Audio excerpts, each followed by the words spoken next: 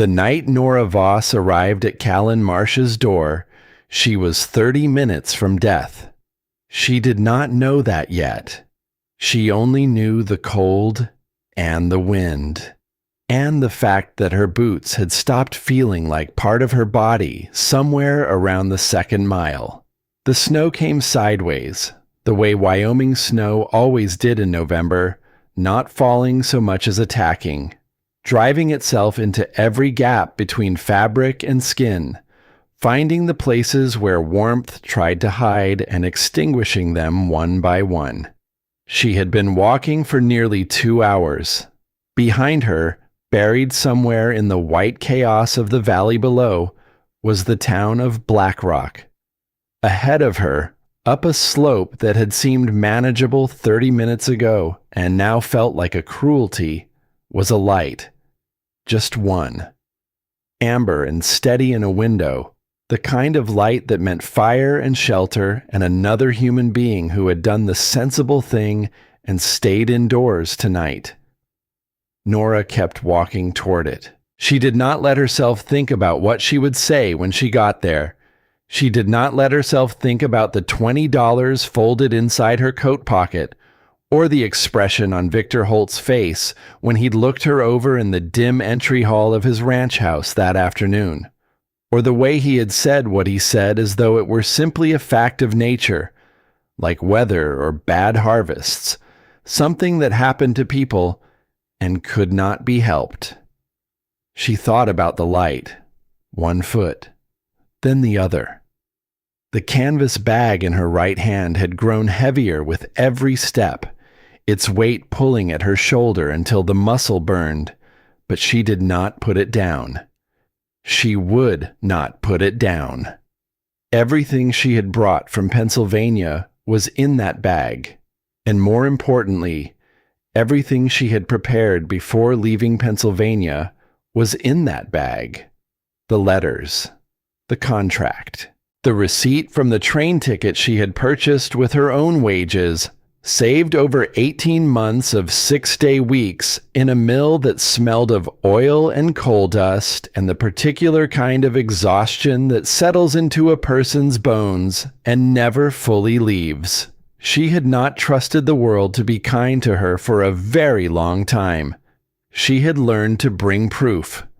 The wind hit her broadside as she crested a small rise, and for a moment she could not move at all, could only stand with her head bowed and her coat pressed flat against her body, and wait for it to decide what it wanted to do with her.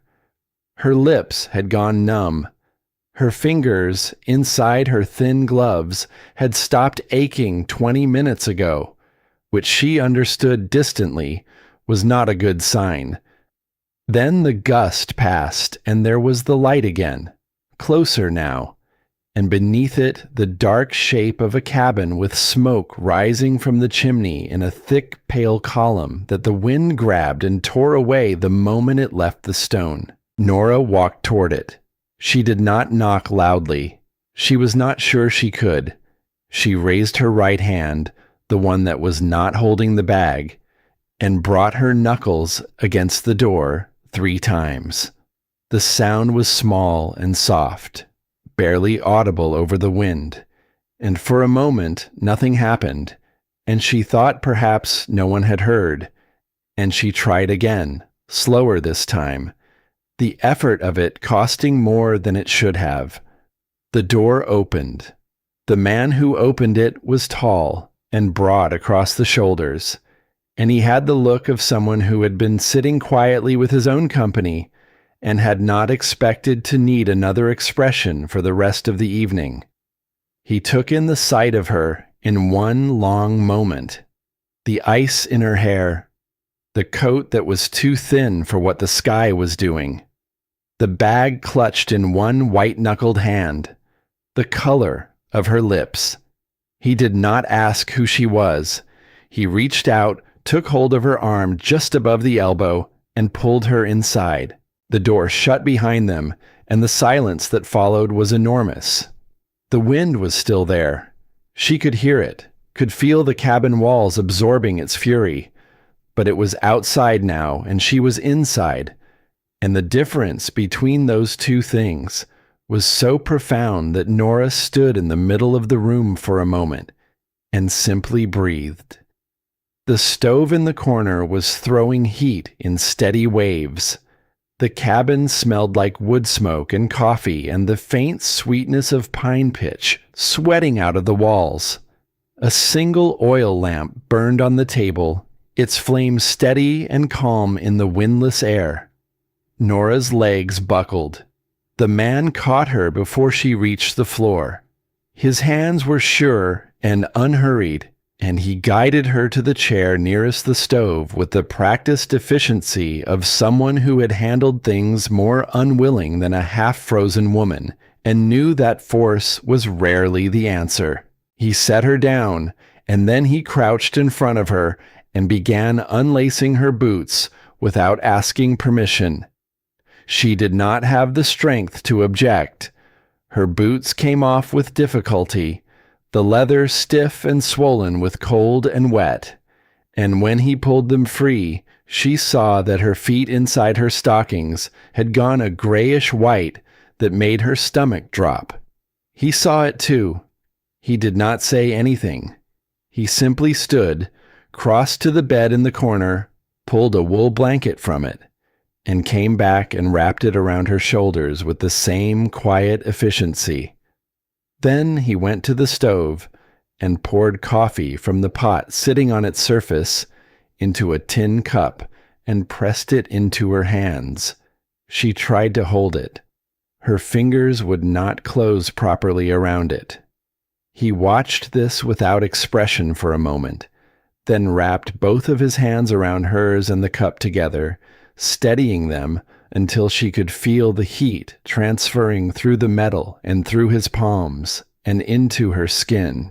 He held that position for longer than was strictly necessary. He did not seem to notice, or perhaps he did not mind. When her grip steadied, he let go and stepped back. The coffee burned her mouth. She drank it anyway. The heat moved down her throat and spread outward through her chest in a slow radius, and she felt her shoulders drop a fraction of an inch from where they had been locked around her ears. He had returned to his chair on the other side of the table. He sat without speaking, his hands resting on the table, watching her with a directness that was not rude, but was not gentle either. It was simply honest. The look of a man assessing a situation and waiting for more information before he decided what it meant. He was somewhere in his middle 30s, she thought. Dark hair, somewhat long for a man who lived alone, and a beard that had grown past intention into something more deliberate. His face was weathered in the way of men who spent most of their lives outdoors. The kind of weathering that added years to some faces and character to others. His had gotten the better end of that arrangement. His eyes were gray. He waited. Nora set the coffee cup carefully on her knee and looked at him. "My name is Nora Voss," she said. Her voice came out rougher than she expected, scraped raw by the cold. "I came west on a mail-order bride contract. The man I was contracted to took one look at me and changed his mind." She paused. "He gave me $20 and asked me to leave." The man across from her said nothing. His expression did not change. "The boarding house in town was full," she said. Or rather, it was not full. It simply would not take me. I was not given a reason. She looked at the fire for a moment. "I walked until I saw your light." Silence. Then the man said, in a voice that was low and unhurried and carried the particular quality of someone who had learned not to waste words, "Victor Holt." It was not a question. Nora looked at him. Yes. He absorbed this the way he seemed to absorb everything, without visible reaction, his gaze moving briefly to the fire before returning to her. Whatever he thought about it, he kept to himself. "You'll stay tonight," he said. until the storm clears. That was all. No discussion of terms or implications, no awkward negotiation about propriety or what the neighbors might think, no qualifications. Just a simple statement delivered as plainly as a man might state that the coffee was hot or the wood was dry. Nora nodded once. He stood and moved to the stove, where he began cutting salt pork into a skillet with movements that were efficient and practiced. She watched him work and thought about how strange it was to sit in a warm room being fed by someone who did not know her name 20 minutes ago and had not asked for an explanation before opening his door. She thought about the boarding house and the way the woman behind the counter had not quite met her eyes when she said there was no room. The deliberateness of that avoidance. The particular quality of a lie being told by someone who had been told what lie to tell. She filed that thought in the same place she filed everything that might matter later. They ate in silence. The salt pork was simple and hot, and the best thing she had tasted in 3 days.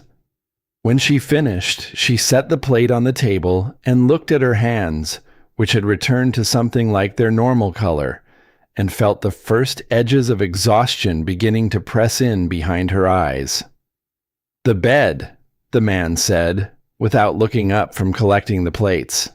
"You take it. I'll sleep down here." "That is your bed," Nora said.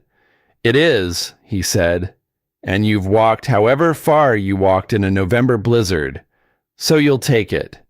She opened her mouth to argue. The exhaustion pressed harder. She closed her mouth. "Thank you," she said. He set the plates in the wash basin. "You already said that." "I mean it more now." He did not respond to that, but something in the set of his jaw shifted just slightly, in a direction that was not quite a smile, but was not nothing either. She climbed to the loft slowly, her legs protesting every rung of the ladder. The blankets up there smelled like cedar and clean wool, and she pulled them around herself and lay in the darkness, listening to the wind throw itself against the cabin walls and the quiet, steady sounds of the man below banking the fire and settling onto his bedroll. She should have been afraid, or at least uncertain. She was alone in a stranger's cabin in the middle of a Wyoming blizzard with no money and no plan and nowhere to go when the storm ended. Instead, for the first time since she had stepped off the train at the Black Rock Depot that afternoon, with her bag in her hand and her contract in her pocket and her whole future arranged around the premise that a man's written word could be trusted, she felt something close to safe. She did not examine that feeling too closely. She slept. The storm did not stop the next day. It continued through the night and into the following morning, piling snow against the windows until the light inside the cabin turned pale and diffuse, the world outside reduced to shifting shades of white and gray.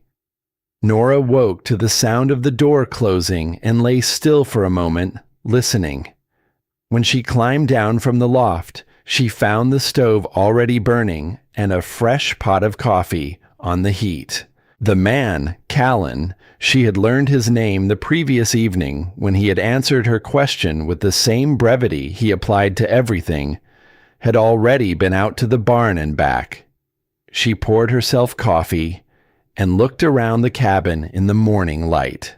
It was a single room with a loft, stone walls thick enough to absorb sound, a fireplace with a simple mantelpiece, and furniture that had been made by hand and made to last. There was a shelf of tools along one wall and a small collection of books on another. A coat on a peg near the door. 2 pairs of boots, one large and one smaller, and worn in a different way, in the corner. And there, on a hook beside the window, a woman's dress. It was wool, a dark green that might once have been richer but had faded with time and washing to something softer. It was not tattered. It was not dusty. It was simply still, hanging with the particular stillness of something that had not been moved in a long time, as though the air around it had learned to leave it alone. Nora looked at it for a moment, then looked away. She did not ask. When Callan came back inside, stamping snow from his boots, she was already at the stove, stirring the oatmeal she had found in the tin on the shelf and put on to cook without asking permission. He looked at the pot, then at her. "You didn't have to do that," he said. "I wanted to help." She set the wooden spoon against the rim of the pot and turned to face him. "You are not running a charity. I would rather earn what I take." Something moved behind his eyes. Not surprise exactly. More like recognition of a quality he had not expected to find here. He sat down at the table, and she served the oatmeal into 2 bowls, and they ate together in a silence that was, for reasons she could not entirely explain, comfortable. That was how the 3 days went. The storm held the world at bay, and inside the cabin, they found a rhythm. Nora learned where things were kept and used them without fuss. She washed the dishes, stacked the firewood that Callan brought in from the porch, swept the floor when it needed it, and sat in the evening mending a tear in her skirt by the lamplight while he worked at the table, cleaning a rifle with the focused patience of a man who believed that the things worth keeping were worth maintaining. They spoke in the practical way of people with tasks to accomplish and limited words to spare. He told her where the extra blankets were and how to manage the stove's damper in the evening. She told him that she had worked in a textile mill in Pennsylvania for 6 years, that she had learned to read accounts from her father before he died, that she had saved for 18 months for the train ticket west. She did not tell him why she had left. Not yet. But she thought he understood something of it anyway, the way certain people can read the shape of a story even before they know its words. On the second evening, sitting across from each other with the fire burning low between them, he asked her one question. Was Holt expecting someone different? Nora set down her mending. Outside, the wind found a gap somewhere in the eaves and made a sound like breathing. He was expecting someone decorative, she said, someone who would look well at his table and not require much in the way of an exchange. She kept her voice level. She had had time on the train to make peace with the humiliation of it, or at least to build something around it that held. I arrived. He looked at me. He decided I was not what the advertisement had implied, and that the arrangement was therefore void. She paused. He did not feel the need to say it kindly. Callan looked at her for a long moment. "The boarding house," he said. "Yes." She held his gaze. "Someone had told them I was coming and that they were not to take me in. I cannot prove it, but I know what I saw on that woman's face when she said there was no room." The fire shifted and settled. A log split with a sound like a quiet word. "Victor Holt," Callan said in the same flat tone as before, "does not leave loose ends." "No," Nora agreed. "He does not." Something passed between them in the silence that followed. Not sympathy, exactly. Something more like mutual understanding of the particular way the world worked for people who were not Victor Holt. The third morning, she woke to silence. Real silence. The kind that had a texture and a weight to it. The kind that announced itself after days of wind by its very absence. Nora lay still for a moment, understanding what it meant, and felt something in her chest do a complicated thing that was not quite sorrow and not quite relief. She climbed down from the loft. Callan was already outside. She could see his tracks in the snow through the window, leading toward the barn, the first marks in a surface that was otherwise unbroken and perfect. The whole valley remade overnight in white. The sky above the ridge was pale blue and enormous and very still. She dressed. She packed her bag slowly, folding each garment with the careful efficiency of someone who had been living out of a single bag for long enough that the ritual had become meditative. She sat with her coffee and waited. When the door opened and he came in from the cold, she was standing near the window with her bag in her hand and her coat on.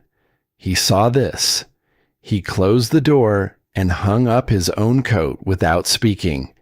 Then he poured himself coffee and stood at the counter with his back to her for a moment, the way a man stands when he is thinking through something and wants to finish thinking before he speaks. Then he turned around. He did not look at the bag. He looked at her. "I need someone to help with the work here," he said. "The ranch runs better with 2 people than 1. I know that from experience." A pause. "I'm not offering charity. I'm offering work. You pull your weight, same as anyone. You'd have your own space, your own hours, and no one telling you what to do with either." Another pause, shorter this time.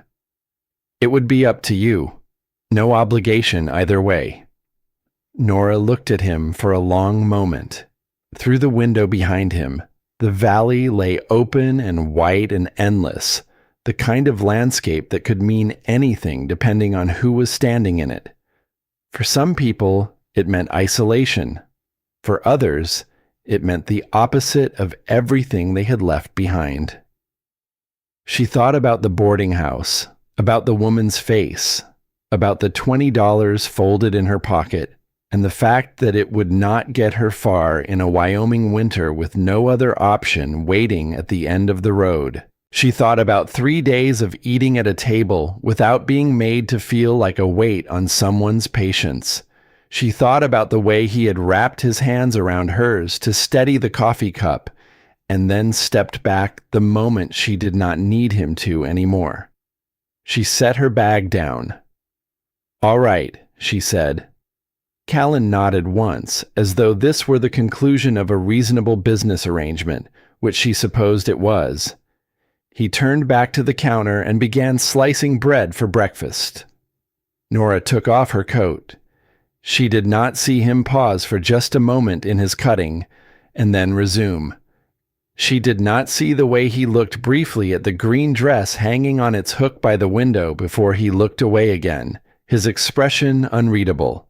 But the cabin held the moment the way stone holds warmth, quietly and for longer than expected. Outside, the snow lay across the valley without a single track in it except the ones already made. Everything that came next was still unwritten. By the end of her second week at the Marsh Ranch, Nora's hands had moved past blistering and into the harder country of callus. The work had reshaped her in ways she could measure. The particular ache across her shoulders had become a steadiness. The morning cold no longer shocked her out of sleep, but simply announced itself and was accepted. She had learned the ranch the way she had learned the mill, by watching first and touching second, by understanding the logic of a system before inserting herself into it. The logic here was different from anything she had known. There was no foreman with a pocket watch, no bell marking the shift changes. There was only the land and the animals and the cold, which was relentless, and the particular rhythm of a place that had been run by one person for a long time. She had learned which of the 6 horses responded to voice and which responded better to stillness. She had learned that the water pump near the barn froze by midnight on a clear night and needed to be coaxed back each morning with warm water from a kettle kept for that purpose. She learned these things without being taught most of them, simply by paying attention. And Callan noticed this without remarking on it, which was its own form of acknowledgement. On the 8th morning, she found the ledger. It was not hidden. It sat on the shelf beside the other ranch records, an ordinary thing, worn at the corners and smelling of the same cedar and dust as everything else in the cabin. She would not have looked at it at all, except that she was reorganizing the shelf to make room for a stack of harness leather Callan had brought in from the barn, and the ledger fell open to a page from the previous October, and she saw the water contract entry, and something in the numbers stopped her cold. She sat down at the table with the ledger and looked at it carefully. The water rights for the Southern Creek, the one that fed the ranch's primary pasture through the winter months, were contracted through an arrangement with the Holt Land and Water Company at a rate that had been set 3 years ago. That rate was not unusual. What was unusual was the adjustment notation in a different hand from Callan's careful script, added at the bottom of the entry in ink that was slightly newer than the rest. A revised fee, nearly double the original, marked as effective from the coming spring, and below it a reference to a clause in the original contract that Nora had to read 3 times before she understood what it actually permitted.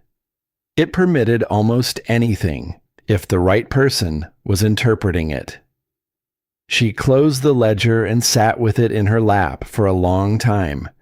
Then she opened it again and began at the beginning. She was still reading when Callan came in for the midday meal, and she looked up, and he looked at the ledger in her hands, and then at her face.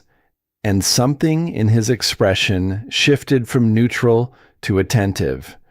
"Where did you learn to read accounts?" he asked, setting down his coat. "My father kept books for a hardware merchant in Harrisburg," she said.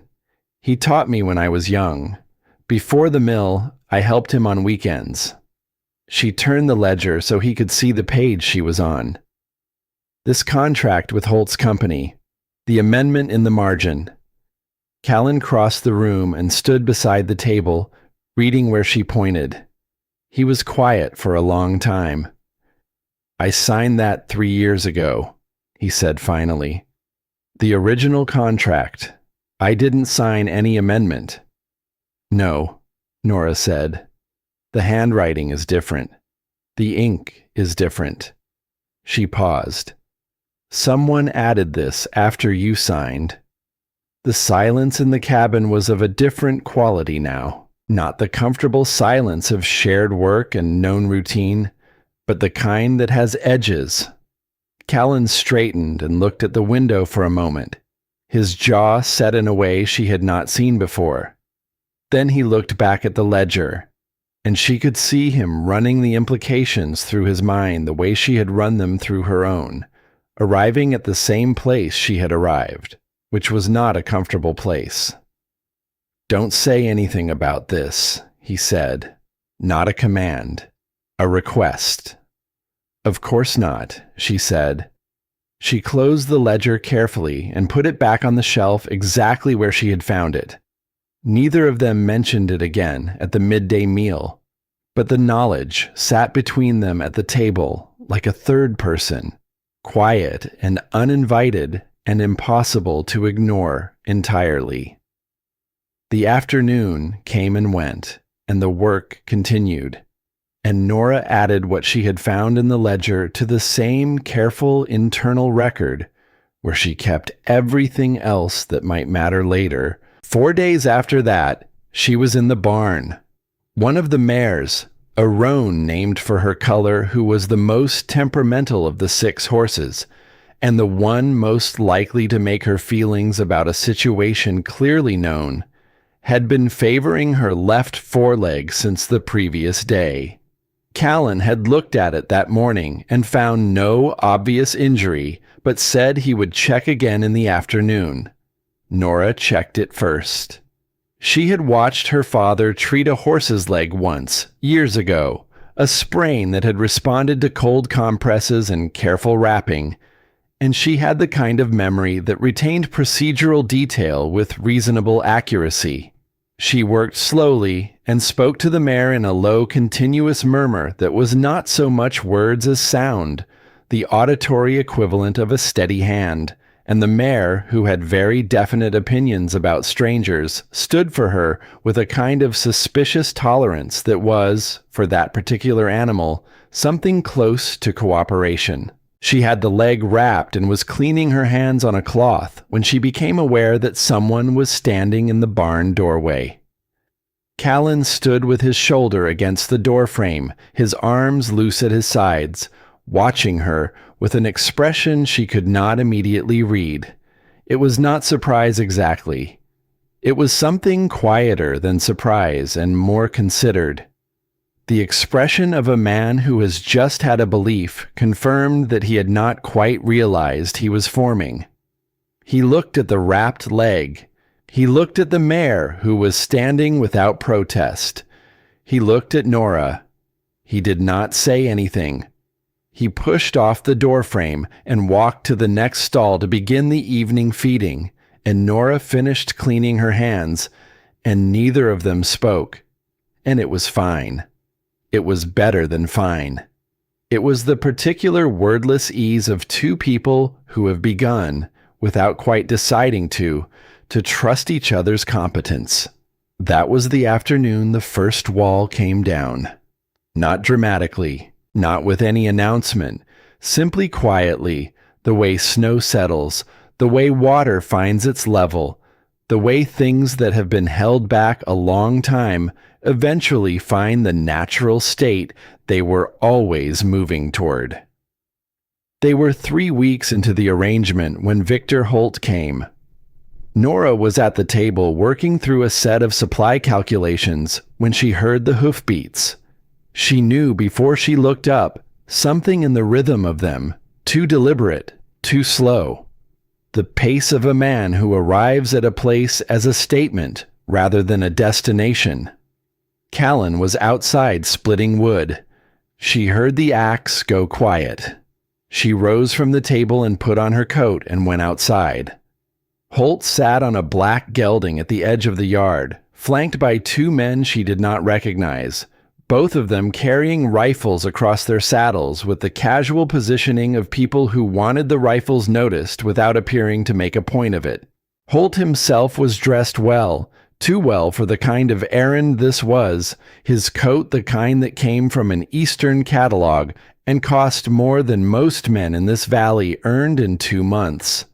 He had the easy posture of a man who had never in his adult life stood in a room where he was not the most powerful person present. He looked at Callan first, then at Nora, and something moved across his face that was not surprise but was adjacent to it. A brief recalibration. He had not expected her to come outside. "Mr. Marsh," he said, "I heard you had company." "You heard correctly," Callan said. He had not moved from where he stood, the axe still in his hand, not raised but not set down either. Holt's gaze moved to Nora with an assessment that was practiced and quick and not particularly interested in her as a person, only in what she represented as a variable in a calculation he was running. "Miss Voss," he said, "I'm glad to see you found shelter. The storm was severe. You ensured I would need to find it," Nora said. The flatness of her own voice surprised her slightly. She had thought, in the days since the boarding house, that when she spoke to this man again, she would feel the heat of it. The anger that she had been careful not to indulge, because anger, she had learned, was a luxury that cost more than it returned. But standing here in the cold yard with her hands still at her sides, she felt something more useful than anger. She felt clear. Holt's expression did not change. "The contract between us was conditional," he said. "You did not meet the conditions." "The contract specified a wife," Nora said. "It did not specify measurements or coloring or anything else you chose to make a condition after I arrived, and the boarding house was not full." She held his gaze. You told them not to take me. A pause. You have a vivid imagination, Holt said pleasantly. I have a very good memory, Nora said, and I kept your letters, all of them. Something shifted behind Holt's eyes. It was small and fast, and she might have missed it if she had not been watching for exactly that kind of shift, but she caught it, and she filed it. He looked at Callan. I understand the impulse toward generosity, he said, the tone shifting to something more collegial, man to man, the register of a conversation from which a woman was implicitly excluded. But you're putting yourself in a difficult position, Marsh. The woman arrived under contract to me. Her presence here raises questions about your standing in this valley. My standing in this valley, Callan said, is my own business. For now, Holt said pleasantly. He held Callan's gaze for a moment longer, then turned his horse in a smooth half-circle and rode back down the trail without hurrying, his two men falling into place behind him. The sound of hoofbeats faded into the tree line, replaced by the wind moving through the bare aspens along the fence line. Nora released a breath she had not been entirely aware of holding. He'll come back, Callan said. I know. He looked at her. Are you all right? She considered the question honestly. Yes, she said. I was afraid he would say something I couldn't answer. He didn't. Callan was quiet for a moment. Then he said, You were ready for him. I've been ready for him since Pennsylvania, she said. He studied her face for a moment with that direct and unhurried attention of his, and whatever he was looking for, he seemed to find it. Or perhaps he found something different and was not displeased by the difference. He picked up the axe. Come on, he said. There's still 2 cords to split before dark.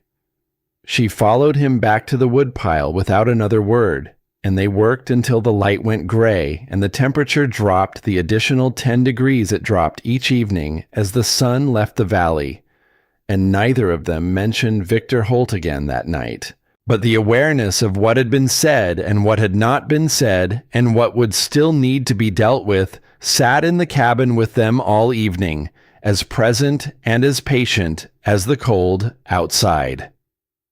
The trip into Black Rock came 10 days later. Callan said they needed supplies, which was true. He said it was better to go while the weather held, which was also true. What neither of them said was that they both understood, without having discussed it, that a version of events was circulating in that town, and that the version circulating was not the one Nora would have told.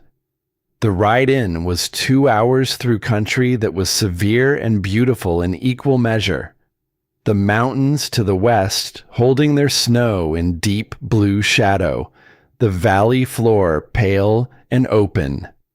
They sat together on the wagon seat and did not talk much, but the silence had its usual comfortable quality until the roof lines of Black Rock appeared ahead, and then something in both of them adjusted. Nora sat straighter. She did not mean to. It happened the way breathing happens. The town watched them arrive. This was not imagination. People on the main street paused in what they were doing and looked with the particular attentiveness of a small community that has already discussed the subject at hand and is now receiving additional information. Nora met their eyes without aggression and without apology and kept her chin level. Inside Amos Greeley's general store, the air smelled of dried apples and wood smoke and the particular dusty sweetness of bulk flour. Greeley himself was a broad man in his late 50s with a gray beard and the careful eyes of someone who had spent a long career learning to read the people who came through his door. He greeted Callan by name and looked at Nora with an assessment that was thorough but not unkind. Miss Voss, he said. Mr. Greeley, she said. He nodded slowly, as though this confirmed something, and began pulling items from the shelves. They were nearly finished when the door opened and two women came in. The older one was somewhere in her 60s, upright in the manner of someone who has made posture a moral position, wearing a coat with a fur collar that was a statement about her place in the local hierarchy. The younger one was blonde and pretty in a way that was aware of itself, and she had the expression of someone who had come somewhere specifically to have an experience and intended to have it. Mrs. Pembroke and her daughter, Adelaide. Nora knew them by their entrance. She had been in enough rooms to know the shape of this particular kind of arrival. Mrs. Pembroke's gaze found Nora immediately and settled there with the focused interest of a woman who has been talking about a subject for 2 weeks and is now in the same room with it. "Mr. Marsh," she said, with a warmth that was extended to Callan and not to the space Nora occupied. "I had heard you'd be coming in for supplies." "Mrs. Pembroke," Callan said. The older woman's eyes moved to Nora. "And this must be the young woman." A pause calibrated to a fraction of a second passed comfortable. "We've heard so much." "I imagine you have," Nora said pleasantly. "Most of it from one source." Adelaide's chin lifted slightly. "Victor Holt is a respected man in this valley." "He may be," Nora said. "Respect and honesty are not always the same credential." A silence fell over the store with the quality of a breath held. Mrs. Pembroke's expression did not change in any way that could be directly cited, but something in it cooled measurably. "You have a forthright manner," she said. "I find it saves time," Nora said.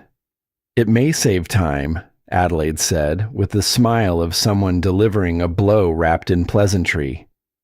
"But I wonder if you've considered what you're costing Mr. Marsh. His reputation in this community is not something to be taken lightly." "People talk, Miss Voss. An unmarried man and a woman with no standing and no one to speak for her. The conclusions draw themselves." Nora looked at the younger woman for a moment.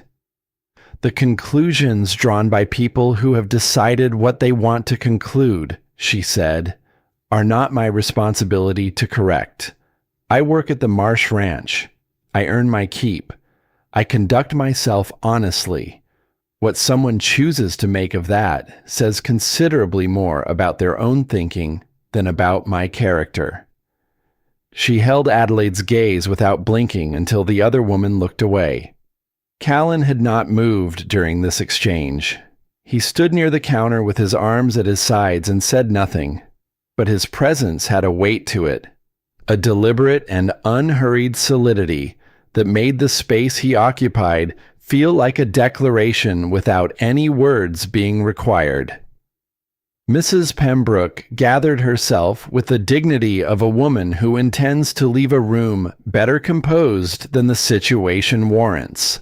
"We shall see how things settle," she said, the way one says a thing when one intends to ensure they settle in a particular direction. She and Adelaide left. Greeley finished packing the supplies in the silence that followed. When he was done, he passed the bundle across the counter to Callan, and then he paused and reached into the pocket of his apron and laid a folded piece of paper on the counter without quite looking at either of them. "Found that stuck under the door of the store this morning," he said. "Don't know who left it."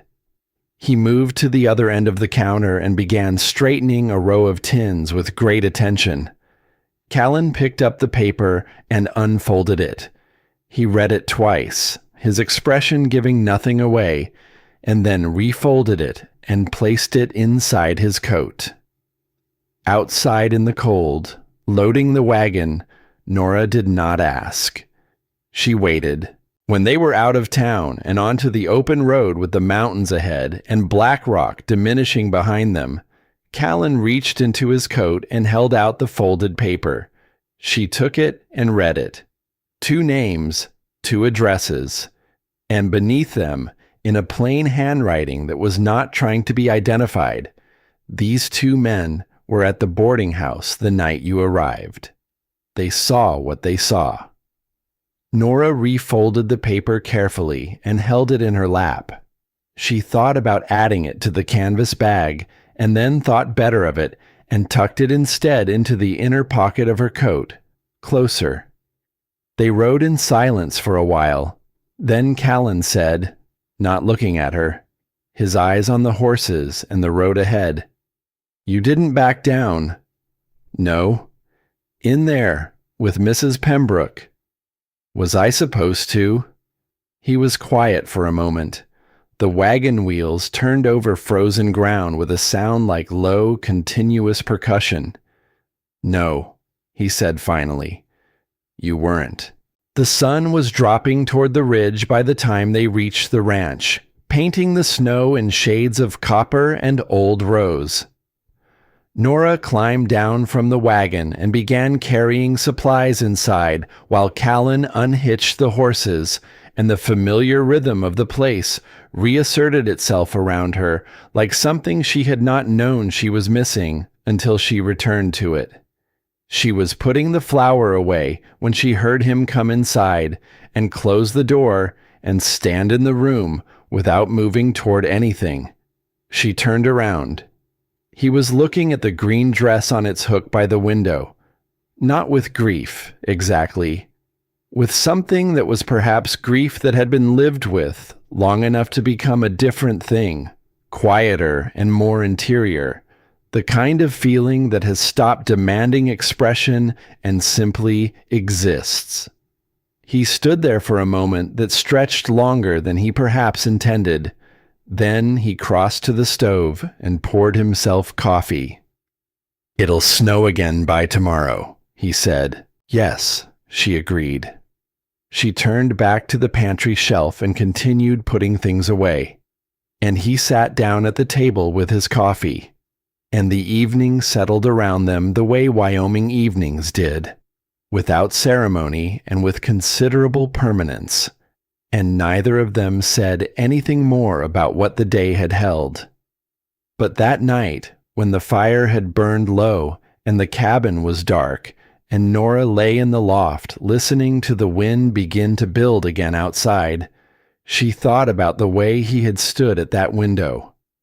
She thought about 8 years of a man maintaining a ranch alone and keeping a dress on a hook that no longer had anyone to wear it, not because he had forgotten to take it down, but because taking it down would have meant something. He was not yet ready for it to mean.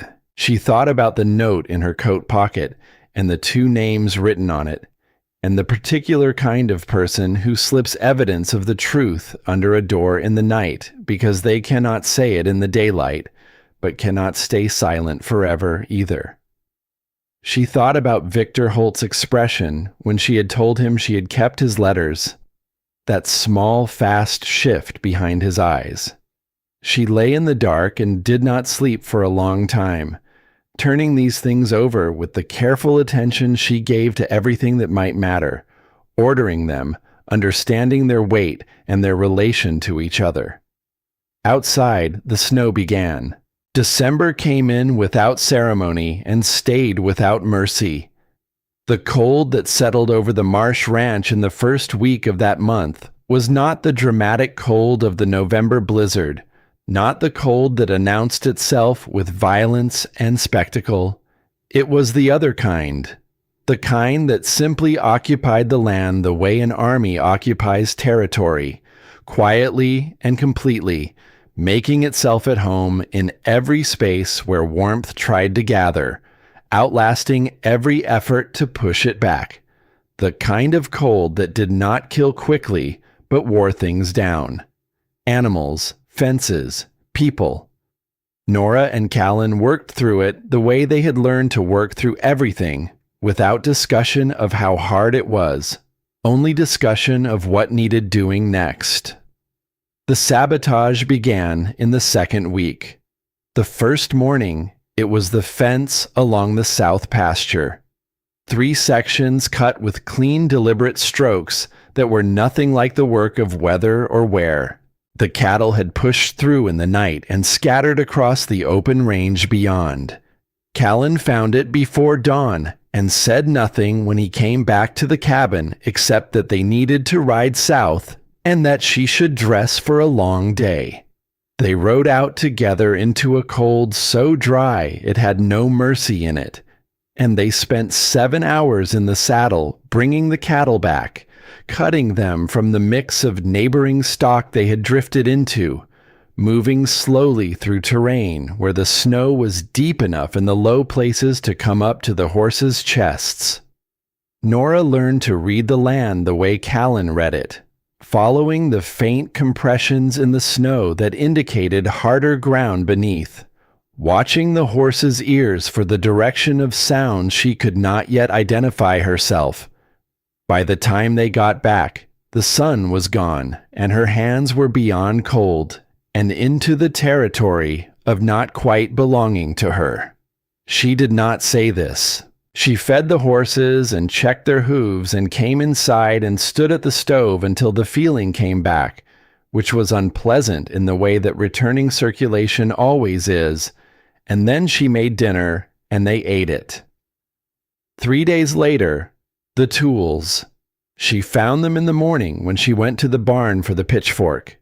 The handles of 4 tools had been snapped cleanly, broken with a force that left no ambiguity about intent. An axe handle, 2 pitchfork handles, the long-handled brush used for the horses, not damaged by use or age or accident, broken on purpose by someone who had been in the barn during the night and had wanted them to know it. Nora stood in the barn and looked at the broken handles laid out on the ground and felt something cold move through her that had nothing to do with the temperature. She went back inside and picked up her pen. She had been building the record since the first fence was cut, writing down each incident with a date and a precise description and whatever evidence could be described in words, the angle of the cuts, the type of damage, the absence of any tracks that were not accounted for. She added the tools now, and then she sat for a moment and looked at what she had written. 4 pages of careful documentation in her small, neat hand, and thought about what it was worth without someone on the other end willing to receive it. She had been composing the letter to the territorial governor's office in Cheyenne in her mind for 2 weeks. She wrote it that afternoon, at the table while Callan was out repairing the fence, 3 drafts before she had it the way she wanted it, factual and specific, and entirely without the kind of emotional appeal that could be dismissed as a woman's sensibility rather than a citizen's complaint. She attached a summary of the water contract amendment, described the fraudulent addition in detail precise enough that someone with legal training would understand its significance immediately. She sealed it and set it on the shelf to go out with the next mail. That evening, Callan came in and saw it sitting there and read the address and looked at her. "You wrote to Cheyenne," he said. "Yes." "The governor's office." "The territorial marshal reports to the governor's office. The marshal has jurisdiction over property crimes that cross county lines." She kept her voice practical. "The water contract amendment affects your property rights. The fence cutting and the tools are harassment in support of a fraudulent business arrangement. That is a pattern that a territorial authority can act on in ways a town like Black Rock cannot." He was quiet for a moment. "You've thought about this carefully," he said. "I've been thinking about it since I read the ledger," she said. He picked up the letter and looked at the address again and set it back down. "All right," he said. It was not gratitude exactly. It was something she had come to understand was Callan's version of it. The acknowledgement that something had been done well by someone he trusted to do things well, expressed not in effusion but in the simple fact of not questioning it. She found, to her own mild surprise, that this form of acknowledgement suited her better than most others she had received. The nights had grown longer and the days had grown harder, and somewhere in the middle of all of it, without either of them deciding to, the shape of their evenings had changed. They still sat at opposite ends of the table after dinner, but the silence between them had acquired a different quality, less the silence of two people being careful with each other, and more the silence of two people who had passed through, careful, and arrived somewhere on the other side of it. Callan had begun occasionally reading aloud from one of the books on his shelf, not to her specifically, just reading the way a man might read who had spent enough years alone that the sound of a human voice had come to seem like something worth having in a room, even when that voice was his own. And Nora would sit with her mending or her writing and listen, and sometimes she would say something about what he had read, and sometimes she would not. And both were equally acceptable. It was on one of these evenings that he first called her by her name. He had been reading from a history of the Western Territories, a dense and unsentimental book that he seemed to find genuinely interesting, and he had come to a passage about the water rights disputes of the 1870s that had particular relevance to their current situation, and he looked up from the page and said, without thinking about it, simply because the thought required her name to complete itself, Nora. This describes almost exactly the clause in that contract. She looked up from her sewing. He was already looking back at the book. But she had heard it. The simple use of her name without any formal hesitation, and something in the room felt different for a moment, as briefly and as certainly as a change in air pressure before weather. She looked back at her sewing. Her needle paused for perhaps half a second. Then she said, "Read it again." And he did. And they talked about the clause for a while, in the practical way they talked about everything, and neither of them mentioned the name, but the room held on to it quietly for the rest of the evening. The mule team went missing on a Tuesday night in the 3rd week of December. Nora woke at 2 a.m. to the sound of something that was not right, a gap in the ambient sound of the ranch where something should have been. She lay still for a moment, identifying it. The mules. She could not hear the mules. She climbed down from the loft and found Callan already putting on his coat. They found the gate to the mule paddock standing open, the latch loosened just enough to allow the pressure of 2 restless animals to do the rest. The mules had wandered a 1/4 mile before finding a stand of dry grass under a rock outcrop and deciding to stay there. Getting them back in the dark and cold took 2 hours and a degree of negotiation with both animals that tested Nora's patience and her vocabulary in ways she had not anticipated. When they finally got back to the cabin, it was past 4 a.m, and the sky was beginning to think about being less dark without quite committing to it. They stood in the barn doorway for a moment, both of them breathing hard, the mules settled and indignant behind them. Callan said very quietly, a word that was not appropriate for company. Nora said, equally quietly, that she agreed entirely. It was the first time she had heard him express anything resembling frustration out loud, and something about the shared absurdity of standing in the freezing dark at 4 a.m, having conducted an extended negotiation with 2 opinionated mules, made her exhale a breath that was almost, not quite, but almost a laugh. He looked at her. She looked at him. "Go inside," he said. "I'll finish up here. I'll help. You've been up for 2 hours in the cold. So have you." He looked at her for a moment longer, and then a corner of his mouth moved in a direction that was, briefly and faintly, but unmistakably a smile. It vanished almost immediately. But she had seen it. She filed that too. It was 10 days before Christmas when Amos Greeley came. He arrived in the late afternoon on a horse that had been pushed harder than it liked, and he did not come to the front of the cabin but around to the barn where Callan was working. Nora was inside and saw him from the window and went out. Greeley dismounted and looked around the property with the quick checking manner of a man who wanted to make sure he had not been followed. "I can't stay long," he said. "I shouldn't be here at all, if anyone asks." He looked at Callan, then at Nora, then back at Callan. "Holt's been meeting with men. 3 of them I can name, 2 I can't. They're the ones who hold the supply contracts for the ranches on this side of the valley. He's offering them incentives to stop dealing with you come spring. Feed, seed, lumber, hardware."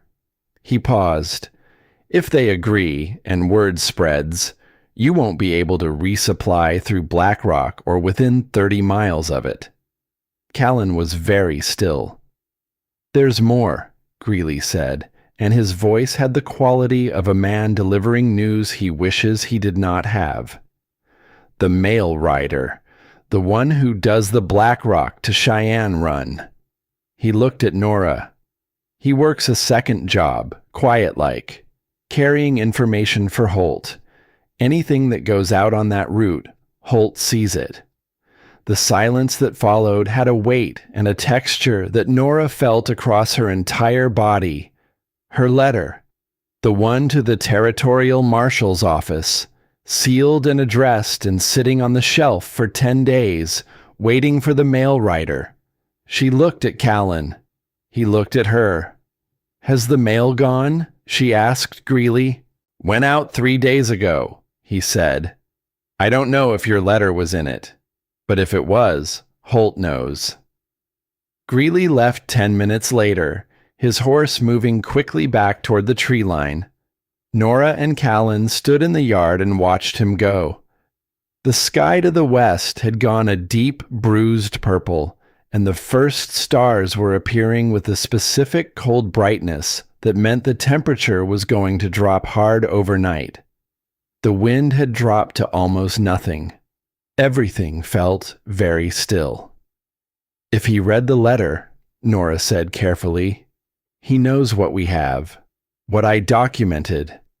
"Yes, that changes things." "It does." She stood for a moment, running through the implications with the methodical interior process that she had been applying to this situation since November, identifying what had changed and what that meant for what came next. "Then we need witnesses who aren't dependent on Holt's supply contracts," she said. "People who have their own reasons to want him accountable. People who won't be silenced by the same pressure." She paused. "And we need another way to get documentation out of this valley." Callan nodded slowly. They went inside. It was that night, the night after Greeley's visit, that the hailstorm came. It arrived with no particular warning, the way mountain weather sometimes does, moving too fast for the sky to provide adequate notice. The hail was heavy and driving and came down for 40 minutes in the dark. And in the morning, when they went out, they found that the south section of the barn roof, the part that Callan had patched in October with lumber that was slightly greener than he would have preferred, had taken the worst of it. 3 of the support timbers had cracked under the combined weight of accumulated snow and the impact of the storm. A section of roof, the width of 2 stalls, had partially collapsed, letting the cold and the open sky into the space below. It was not catastrophic. No animals had been hurt, but the damage was real, and the repair was significant, and the timing of it, coming on top of everything else, had the particular cruelty of a thing that could not be attributed to malice, but served malice's purposes just as well as if it could. Callan stood in the barn and looked at the sky through the gap in his roof and did not speak. Nora looked at him. She had been watching this man for 2 months now, watching the way he absorbed difficulty without complaint, the way he turned immediately from assessment to action, the way he never gave the impression that any of it touched him more deeply than the practical surface of it. She had come to understand that this was not emotional absence. It was containment, an 8-year practice of holding things in because there had been no one to hold them with, and so you learn to hold them alone. And after long enough, alone became the only mode that felt safe. She saw it reach the limit tonight. He stood in the broken barn with the cold coming through the roof and the evidence of another night's damage all around him, and he did not move toward anything, did not reach for a tool or start calculating repairs. He simply stood. Nora went back to the cabin and came back with 2 cups of coffee and sat down on an overturned feed bucket near the wall. She held 1 cup out toward him. He came over after a moment and took it, and then he sat down on a bale of hay a few feet away, and they sat in the cold of the damaged barn with the stars visible through the hole in the roof, and Nora did not say anything at all. The silence went on for a long time. Then Callan spoke. He spoke the way people speak when they have been silent about something for so long that the silence has become its own kind of weight, and the weight has finally exceeded what can be carried without acknowledgement. He told her about Eleanor, not in order, not as a story with a shape, in the way memory actually works, in fragments that connect not by sequence but by feeling, the way the mind holds the things that mattered most. He told her that Eleanor had come to Wyoming from Ohio in 1873, that she had been 24 and had thought the landscape was the most extraordinary thing she had ever seen, that she had said this out loud every single day for the first 6 months, and he had thought it was the best sound he had ever heard, because it meant she was not going to ask to leave.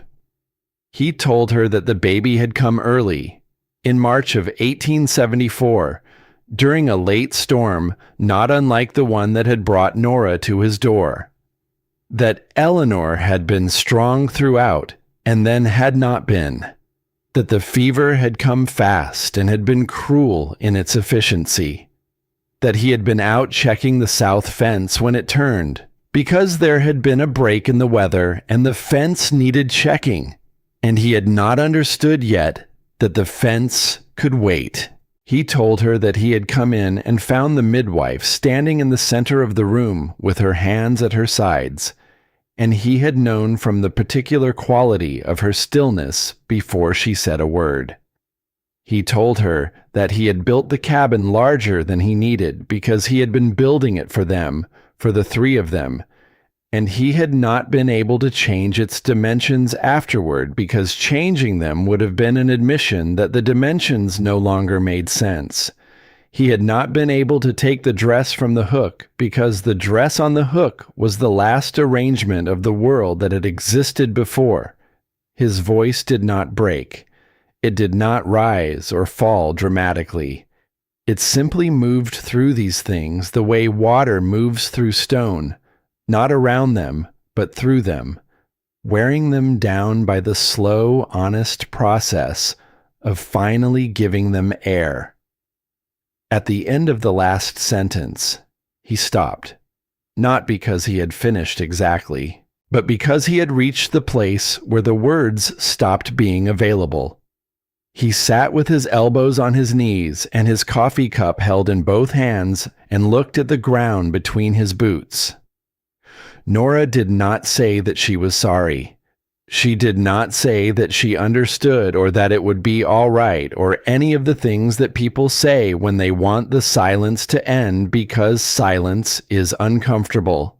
She stayed in the silence with him until it was no longer the silence of someone alone in their pain, but the silence of two people on the same side of something.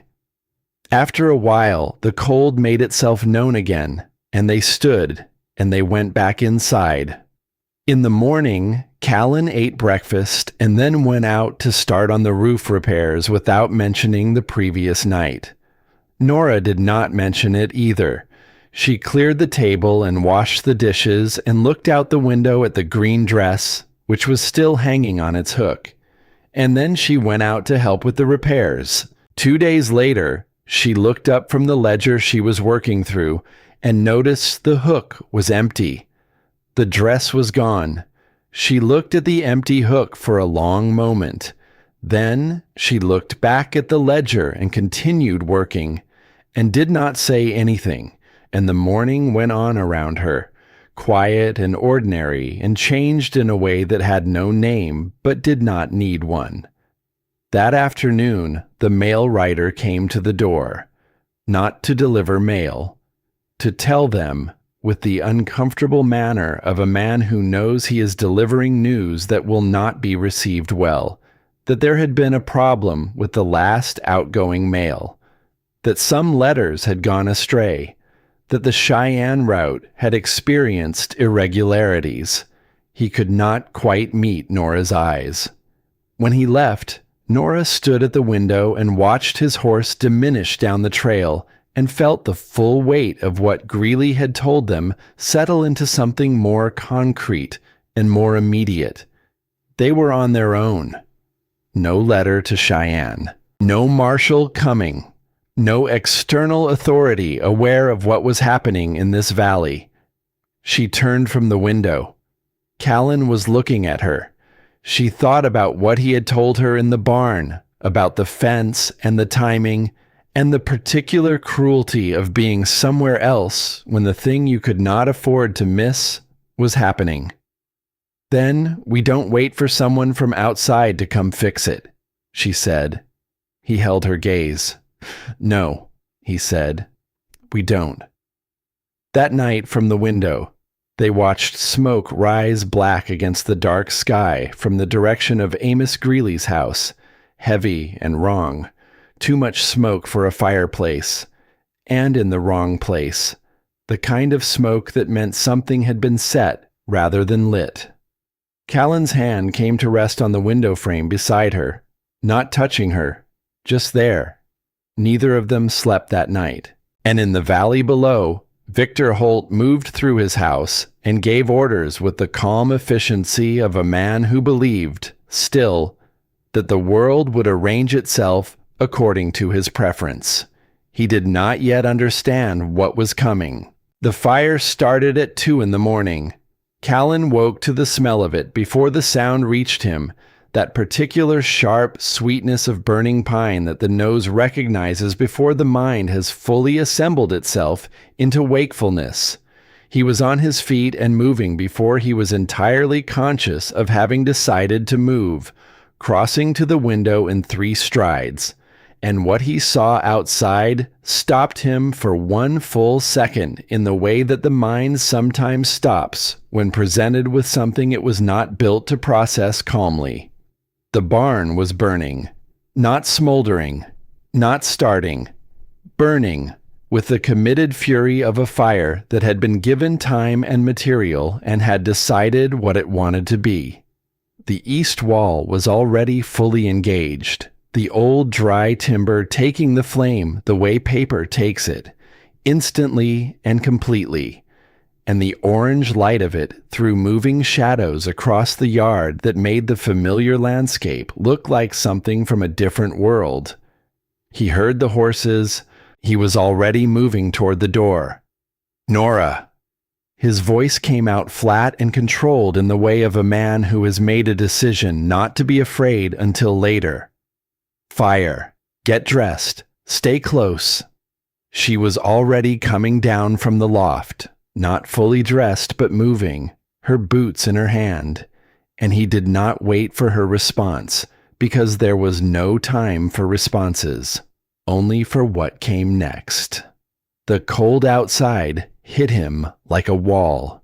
He ran toward the barn with the heat increasing against his face with every step, a physical pressure that pushed back against forward movement, and the sound of it grew from a roar to something larger than a roar, something that occupied the air so completely there was no room for anything else.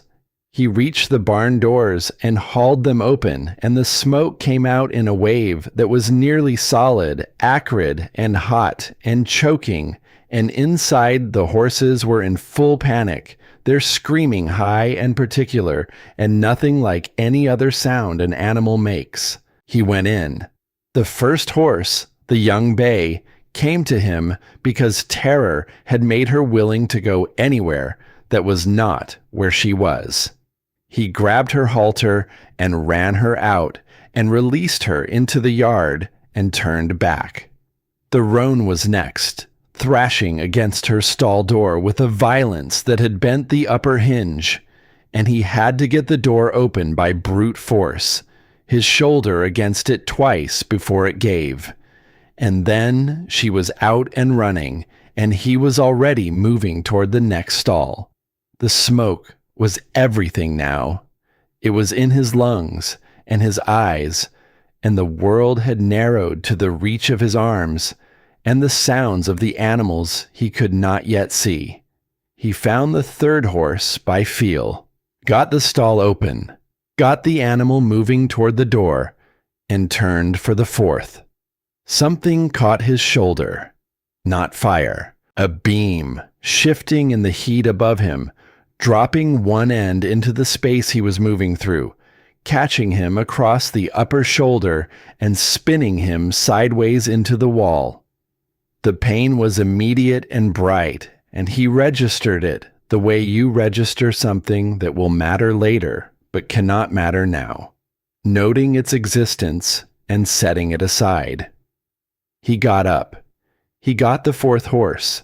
He was going back for the fifth when the hands found him, and they were not the hands of someone asking permission. Nora had come in behind him, had navigated the smoke and the heat and the falling debris without his knowing it, and she had one hand in his coat, and she was pulling with a strength that surprised him even in the middle of everything else. "There's one more," he said, or tried to say. The smoke had reduced his voice to something rough and broken. "The roof is going," she said, directly into his ear so he could hear it over the roar. Callan. The roof. He heard the sound she meant a fraction of a second after she said it, the specific groan of structural timber that has made its decision, and he understood that she was right, and that understanding cost him something he would carry for a long time afterward. They came out of the barn together just as the first major section of roof gave way behind them, the collapse sending a column of sparks 40 feet into the dark sky. And they ran, and then they were in the snow and the cold air, and Nora was coughing in long convulsive waves, and Callan was on his knees with the pain in his shoulder finally arriving at full volume. He turned back toward the barn. The structure was folding inward on itself, the walls leaning toward the fire at their center, and in the light of it, he saw what had been lost. He knelt in the snow and watched it, and the feeling that moved through him was not grief exactly, and not rage exactly, but something that lived in the space between those two things, something without a clean name, vast and cold. Eleanor's horse, the old gray mare that had come with Eleanor from Ohio and had outlasted her by 9 years, who was the last living connection to a specific version of his life, was gone. He stayed on his knees for a moment. Then Nora's hand came to rest on his uninjured shoulder, not speaking, not pulling him anywhere. Just there, he stood. They counted the horses they had saved. 5 of 6. The cattle had scattered into the dark beyond the fence line and would need to be found in the morning. The barn was gone, the structure reduced in the time they had been standing there to a blackened frame listing against the night sky. The fire eating the last of what remained with the patient thoroughness of something that had been given a job and intended to finish it. Callan's shoulder was bad. Not broken, he thought, but something torn. The kind of damage that announces itself with a specific grinding quality when the joint is moved in certain directions, and he moved it carefully now, assessing, and set the assessment aside. It would keep. He looked at the burning barn and thought about the mules recovered from the dark on a cold night 3 weeks ago, and the fences cut in clean, deliberate strokes, and the tools broken with force that was also a message, and the letter that had never reached Cheyenne, and Amos Greeley's house burning against the night sky while he and Nora stood at the window. A pattern that had been building toward this. He watched it, Nora said quietly. He looked at her. Her face was black with soot, and her hair had come loose from its braid, and her eyes in the firelight were very clear. Holt, she said. He watched it. And then he understood what she had heard before he did, or perhaps had simply registered before he had the space to register it, because the fire and the pain and the loss had taken up all available attention.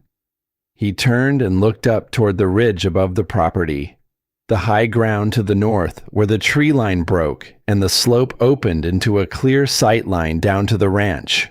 4 riders, silhouetted against the sky, sitting still on their horses in the way of men who have come to watch a specific thing and are watching it. As Callan looked up, one of them raised a hand, slow, deliberate, a wave. Then they turned their horses and moved back into the tree line and were gone. The cold that went through him at that sight had nothing to do with the temperature. "This is attempted murder," Nora said. Her voice was steady and factual, the voice of someone describing a legal classification rather than expressing a feeling about it. "We were inside when it started. He would have known we were inside." "Yes," Callan said. "Then we can't wait anymore for someone from Cheyenne." She was already looking at him, and her expression had the quality he had come to associate with Nora Voss when she had arrived at a decision, a settled clarity that was not hardness, but was related to it. The look of someone who has moved past the point of considering alternatives and is now only concerned with what comes next. "We go to town," she said, "tonight.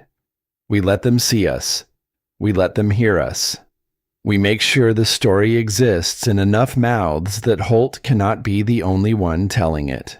They rode to Black Rock in the dark with the smell of smoke still in their clothes and the orange glow of the dying barn visible behind them for the first 20 minutes of the ride. And the cold was absolute, and the stars were very bright, and neither of them spoke much because there was nothing to say that the situation had not already said. They arrived after midnight. The glow in the sky behind them had been visible from town, and people were already awake, already outside, already aware that something had happened. Lights were on in houses. People stood on the main street in coats pulled over nightclothes, looking in the direction of the Marsh Ranch. Callan pulled the horse up in front of Amos Greeley's store, which had a light burning, and they dismounted, and the small crowd that had gathered on the street turned to look at them with the soot-covered evidence of what had happened written plainly on both of them. Reuben Farr was there, his massive arms crossed over his chest, his burn-scarred hands visible even in the low light. Thomas Webb. 2 ranchers from the north side of the valley, Samuel Pratt and a younger man called Declan Orr. Others she recognized by face but not name. Greeley came out of the store and looked at them, and his jaw set. "The barn," Callan said. "We saw the sky," Greeley said. "Anyone hurt?" "My shoulder," Nothing that won't keep. He looked at the assembled men. 4 riders on the North Ridge, watching. A silence moved through the group. Nora stepped forward. She had planned nothing of what she said. She said it the way she had learned in the mill and in the years before it, to say the things that needed saying, clearly and without embellishment, without the kind of emotional performance that would give someone grounds to dismiss it as sentiment rather than fact. She told them what had happened, not from tonight, but from the beginning.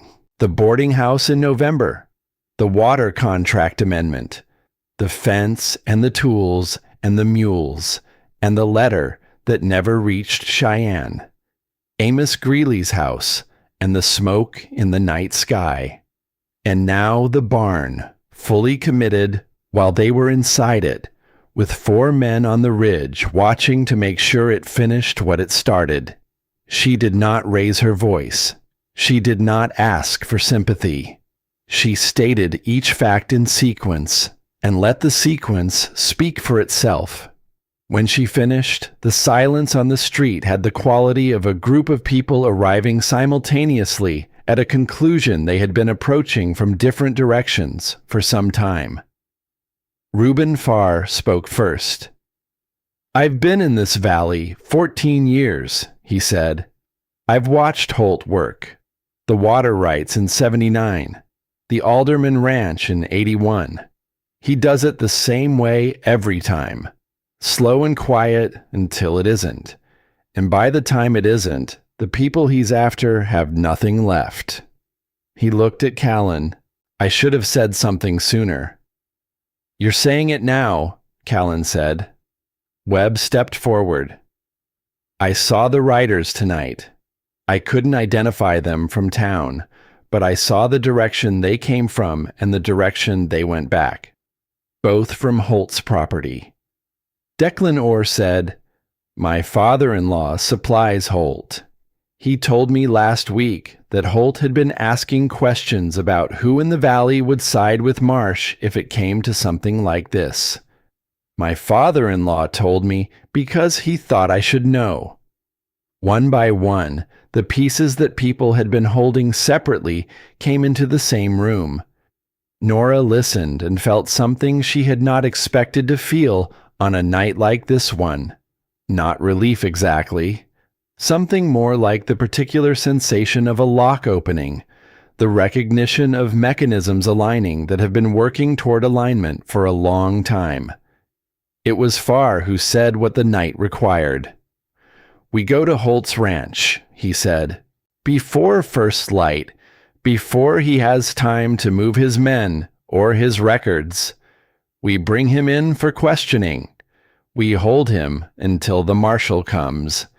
And we send for the marshal ourselves, not through the Black Rock mail, but through Pratt's brother-in-law in Rawlins, who is not under anyone's influence." "That's a citizen's detention," Webb said carefully. "It's what the law allows when proper authorities are not available and a crime has been committed," Nora said. "Arson, attempted murder, fraudulent alteration of a legal contract." She looked at Webb. "All documented."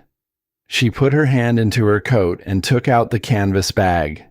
She had brought it out of the cabin without thinking, had grabbed it along with her coat when Callan called out in the dark, the instinct of 20 months of careful preparation expressing itself in 3 seconds of automatic action. Everything was there.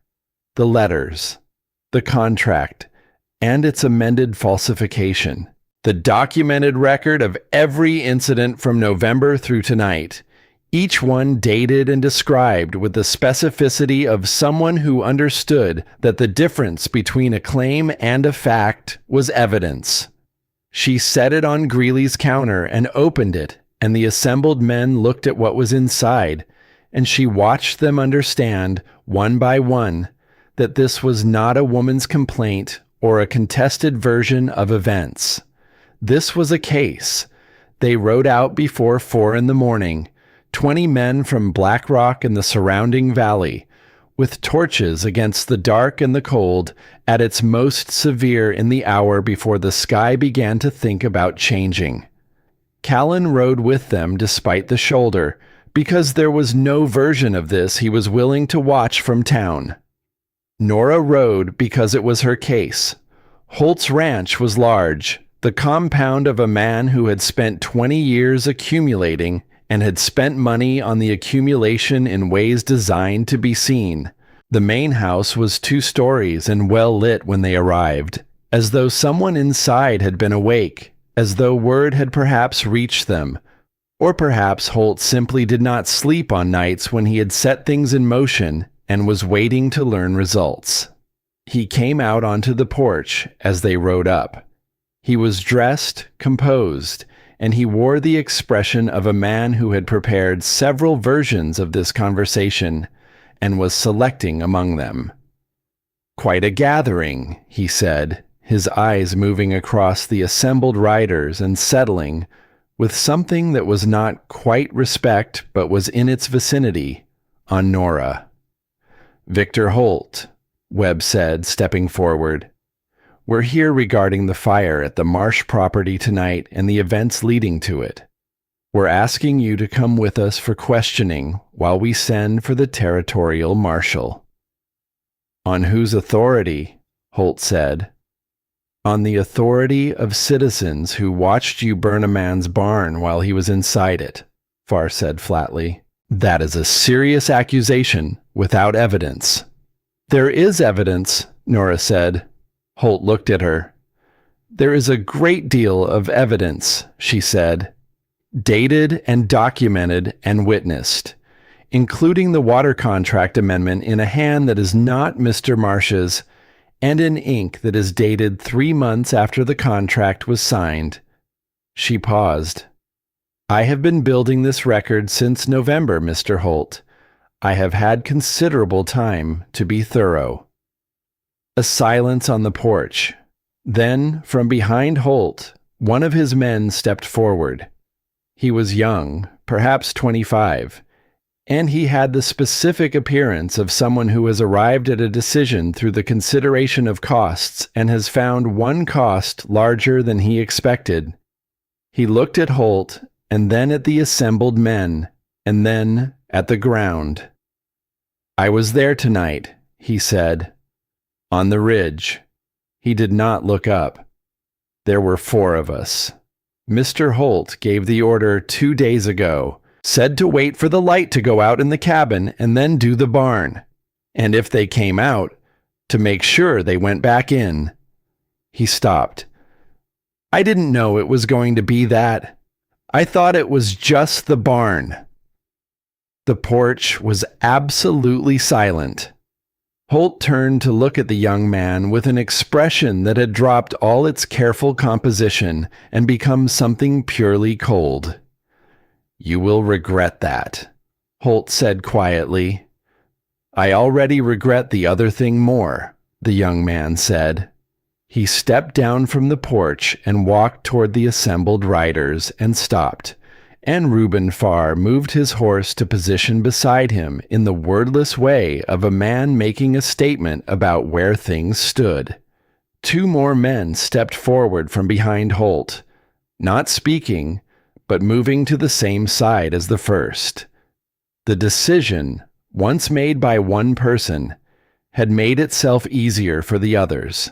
Holt stood on his porch and looked at the men who remained beside him and found there were fewer than he had expected, and something moved across his face that was the first unguarded expression Nora had ever seen from him. Something that was, briefly and completely, fear. It lasted only a moment. Then his face reorganized itself, and he looked at Nora with the composed and deliberate expression of a man making a final statement.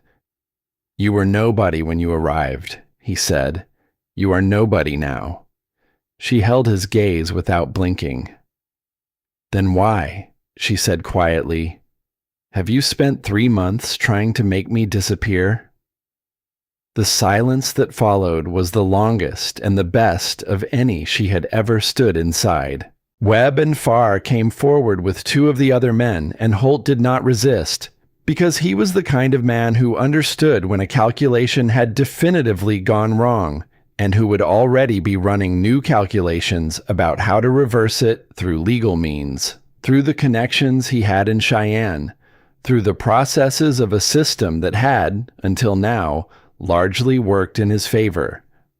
But the three men who had stepped off his porch were walking toward horses, and the canvas bag on Greeley's counter held 3 months of careful documentation, and Pratt's brother-in-law in Rawlins was going to receive a letter by a route that Victor Holt did not control. As they led Holt down from the porch, he passed close to where Callan stood holding his horse's reins. He stopped. "This changes nothing," Holt said. "You have nothing left. No barn, no cattle to speak of, no standing in this valley that I haven't already begun to dismantle." Callan looked at him for a moment with a gray, unhurried gaze that Nora had come to understand meant he was deciding whether the thing in front of him warranted words. He decided it did not. He turned away, and Holt was led forward, and the sky to the east had begun to hold the very first suggestion of a change that was not yet light, but was the memory of light, the sky beginning to consider the possibility of morning. Nora stood in the cold yard of Victor Holt's ranch and watched him be taken past her, and when he drew level, he stopped and looked at her with the last thing he had left, which was contempt. "You were never anything anyone wanted," he said. "That has not changed." She looked at him steadily. "Someone wants me," she said. She did not say it loudly. She did not perform it. She said it the way she said everything that was simply and completely true. Then she turned. Callan was standing 10 feet away, and he was looking at her with an expression she had not seen on his face before.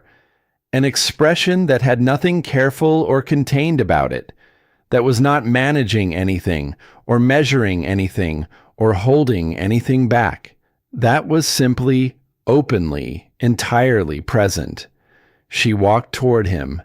The sky continued its slow work of becoming morning, and somewhere in the frozen dark of the Wyoming valley below, Victor Holt was being led toward a temporary confinement in Amos Greeley's cellar, and the document in the canvas bag was waiting for the marshal who was coming, and the horses they had saved from the fire were in Webb's paddock for the night, and everything that had been broken was still broken and would need to be rebuilt from the ground up.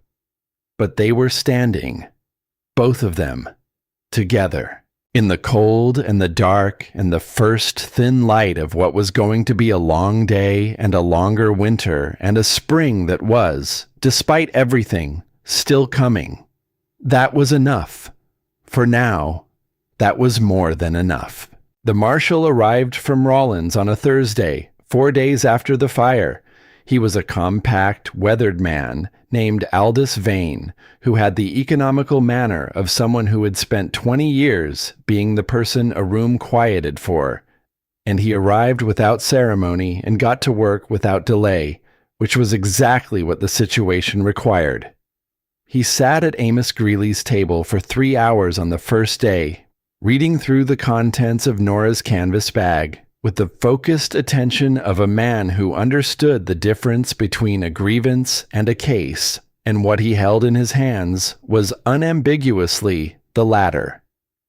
Nora sat across from him and answered his questions precisely and without elaboration, the way her father had taught her to present accounts, no more and no less than what the record supported.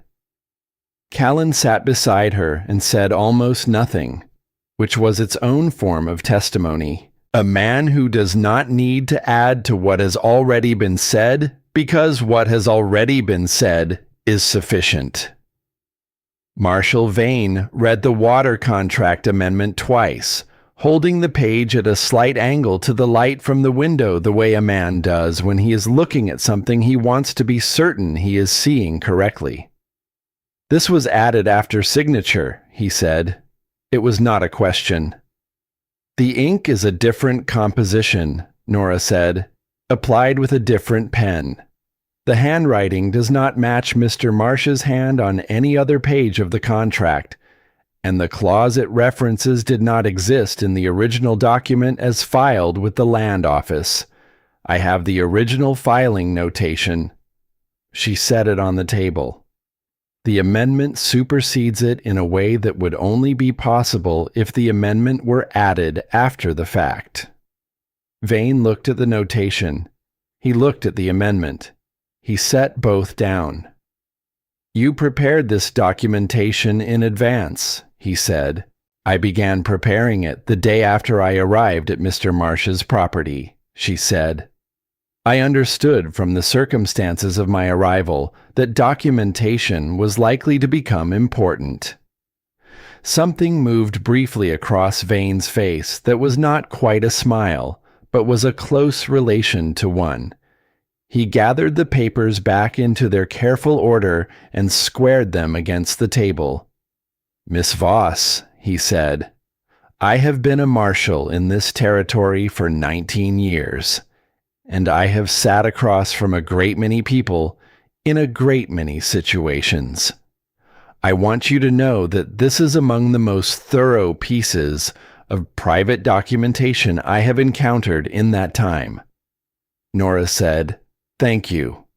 She said it without false modesty and without undue pride, because it was simply true, and he had simply said so, and they understood each other in the way that people understand each other when they are both in the business of accuracy.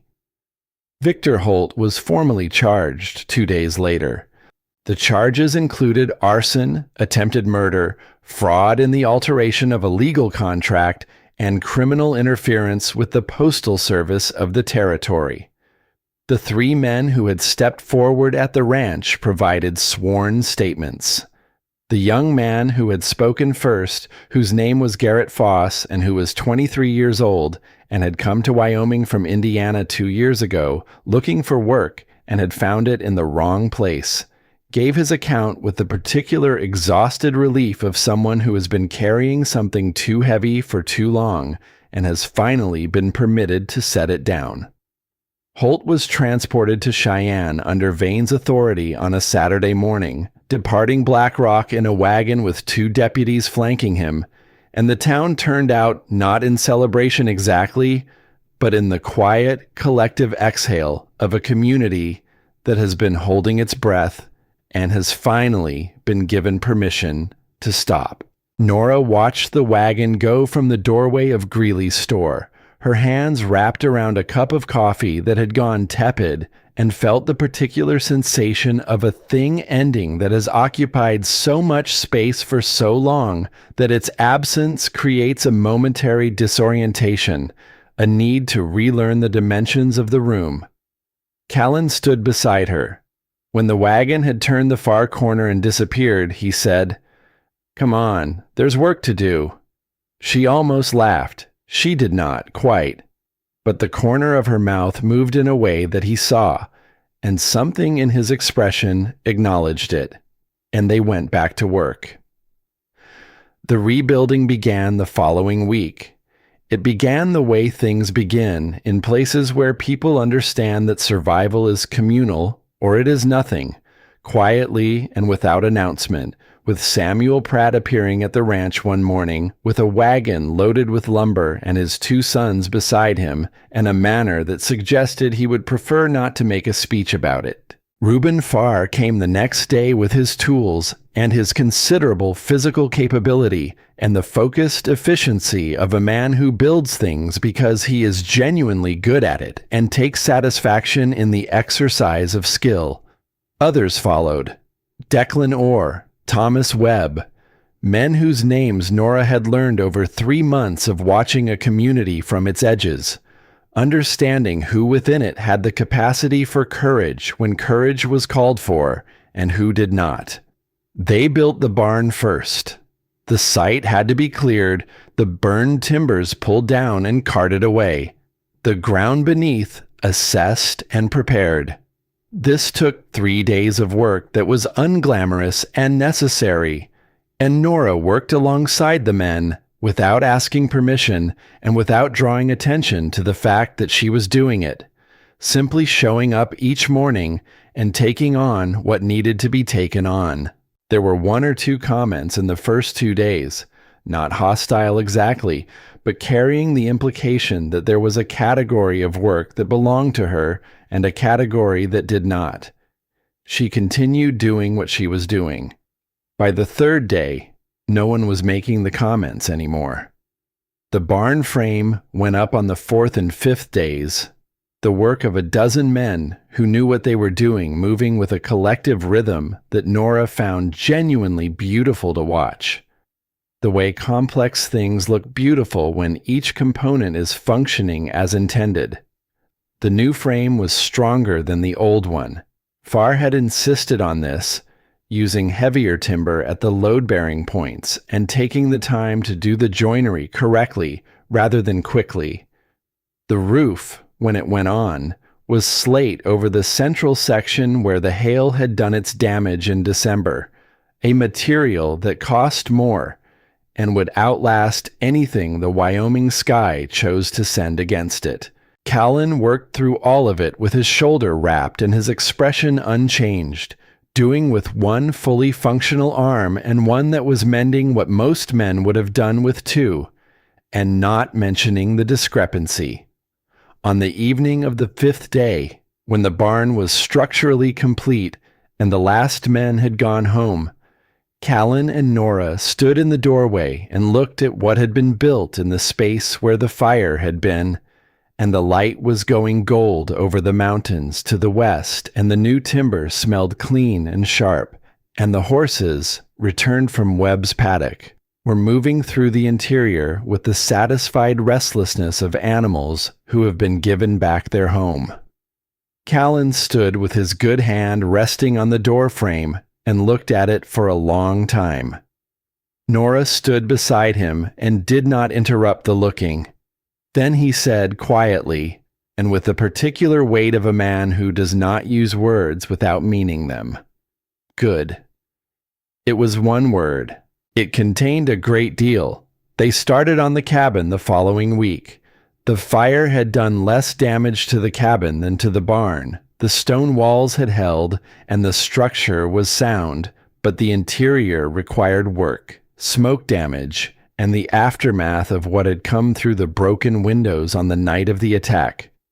Nora had been sleeping at the Greeley house in town since the fire, an arrangement that Mrs. Greeley had offered with the brisk and unconditional generosity of a woman who has raised 6 children and developed a pragmatic approach to the logistics of human need.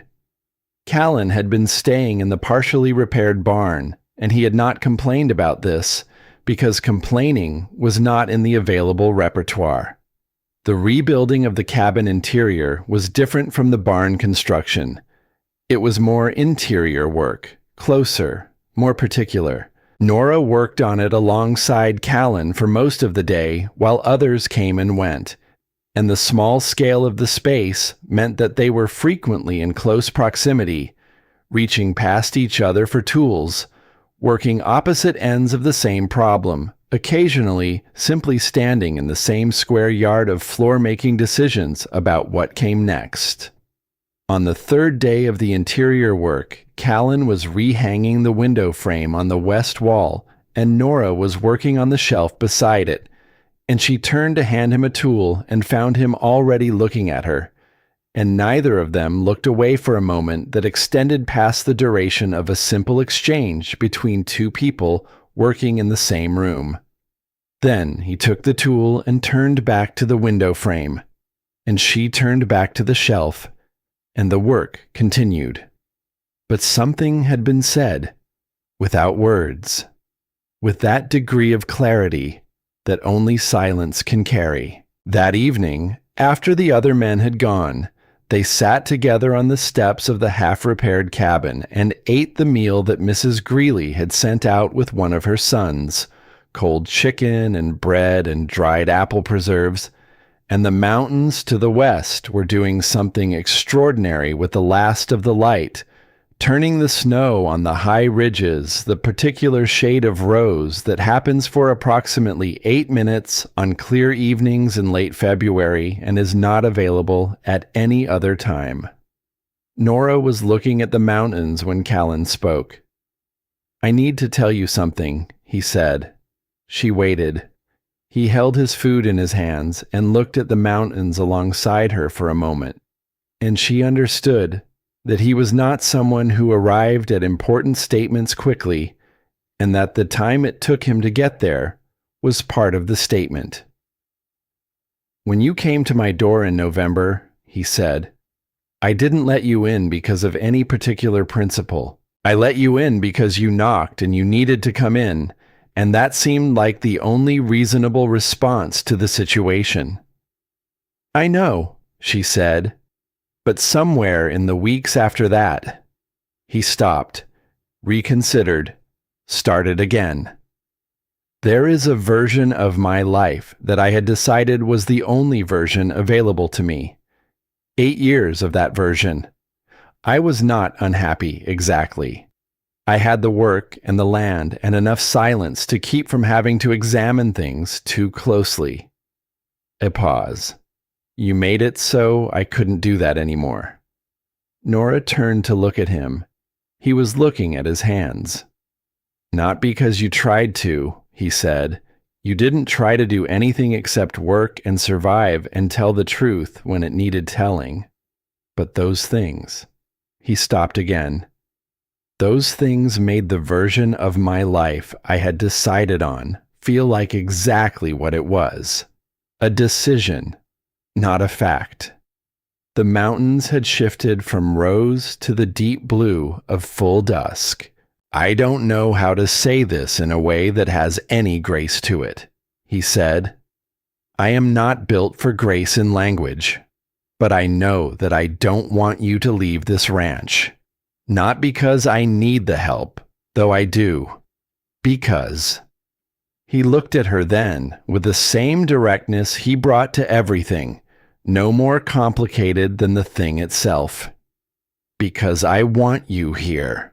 I want you here the way you are here, fully, with your letters and your canvas bag and your way of sitting down next to a person in a broken barn at 4 a.m. and not saying anything because you understand that sometimes nothing is the right thing to say."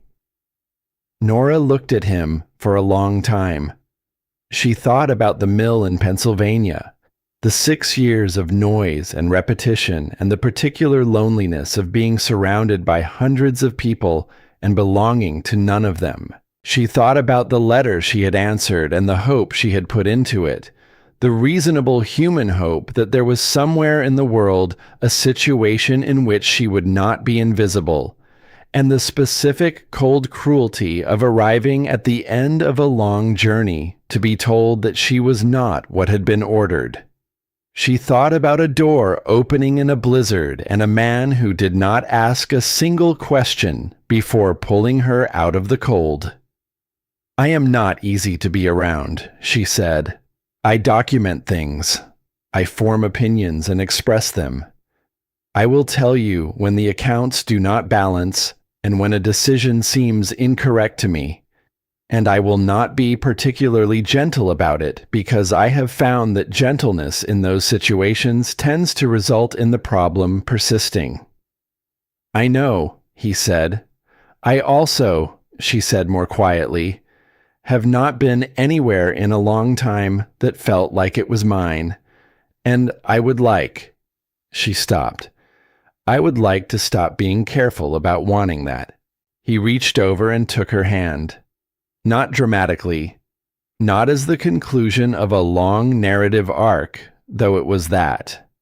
Simply the way you take someone's hand when the distance between you has finally become less logical than the alternative.